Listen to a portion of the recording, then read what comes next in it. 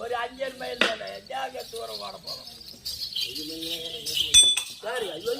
என்ன அப்படி கலிங்க தேசம் வந்திருக்கின்றோம். வந்துவிட்டோம்.